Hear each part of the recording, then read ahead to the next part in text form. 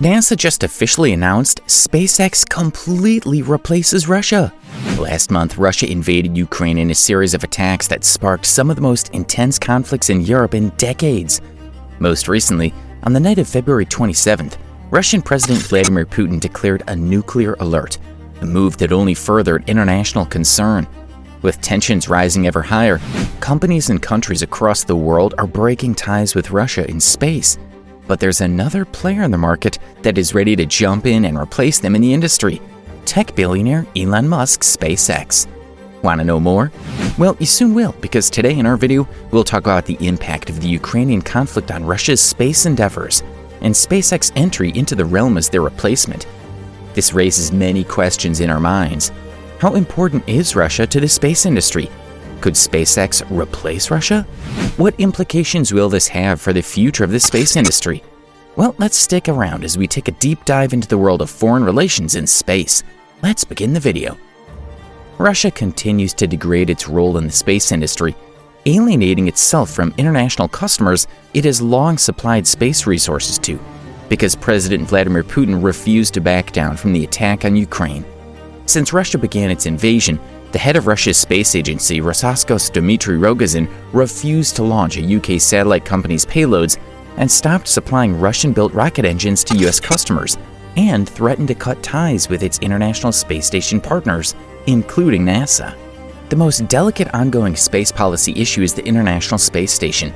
After Russia invaded Ukraine in February, US President Joe Biden announced his administration would implement new sanctions that would significantly affect Russia's space program.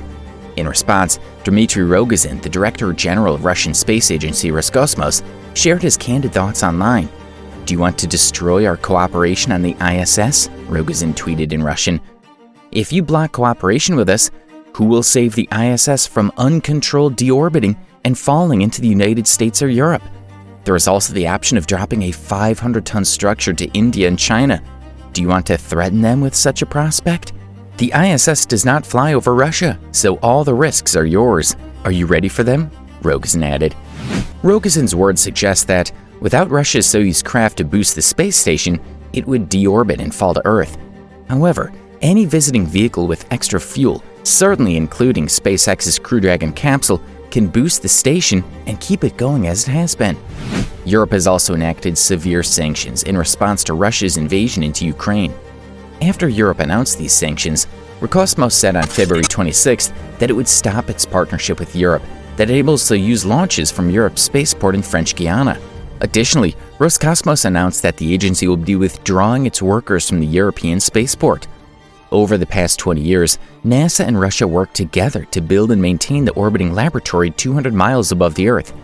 The first modules were American and Russian.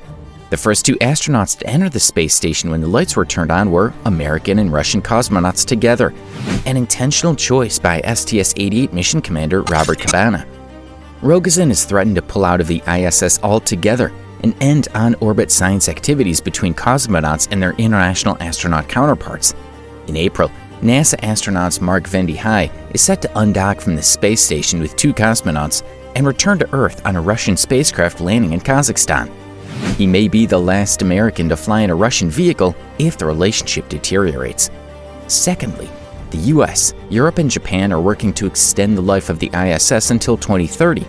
But Russia has only committed to 2024, and those negotiations were also underway. If Russia drops out by 2030, that's where things get complicated. Does that mean we have to disassemble and take their modules off? That's the kind of complicated question. We're not there yet. Since the end of the shuttle program, the ISS has depended on Russian spacecraft to lift the space station and move it into debris avoidance maneuvers. However, the Northrop Grumman cargo spaceship Cygnus might be capable of taking on that job. A recently docked Cygnus at the ISS will conduct the first US reboost test while in orbit, potentially providing an alternative option. If Russia chooses to take immediate action and sever ties with its International Space Station partners, it's unclear how that would work. The ISS was not designed to be divided. Even though Russia is locked into the ISS until 2024, there is always uncertainty with Putin. The pressure on Russia's space program is coming not only from the US, but the world over as well. Russia was scheduled to launch a batch of international satellites this week for OneWeb. However, after the Soyuz rocket was rolled to the launch pad in Baikonur Cosmodrome in Kazakhstan, Roscosmos said the launch would not happen unless OneWeb met its demands, essentially holding the spacecraft hostage. The standoff situation was in response to sanctions imposed by the UK against Russia after the Ukraine invasion. The UK-based company is building a satellite constellation to provide space-based internet, similar to SpaceX's Starlink service. OneWeb later released a statement saying that the board had voted to suspend all launches from the Baikonur. The company is now searching for a new launch provider for its payloads. Meanwhile, Russia rolled the rocket back to the hangar on Friday. Enjoying the video? Well, here's a question for you. Where does SpaceX fit in as international partners disconnect from Russia? We have the answer, but do you? So while you think, do subscribe to our channel and click on the bell icon to receive instant notification about all our future videos. When the space shuttle program ended, the US lost its ride to space for American astronauts.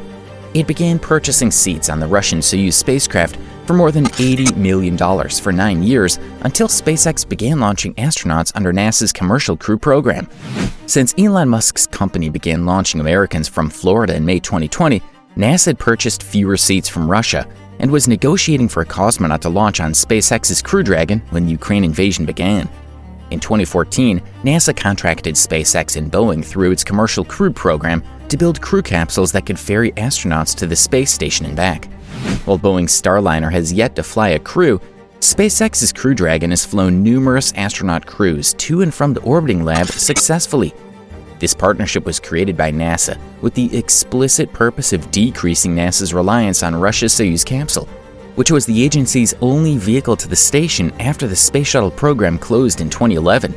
Now, SpaceX founder Elon Musk has seemed to show public support for Ukraine by announcing that Starlink service is now active in the country, and adding that more terminals are en route, he said on Twitter.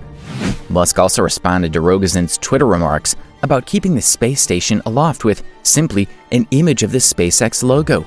As correctly guessed by a Twitter user, to whom Musk confirmed with a simple yes, in sharing this image with Rogozin, Musk was answering his question of, if you block cooperation with us, who will save the ISS from an uncontrolled deorbit and fall into the United States and Europe?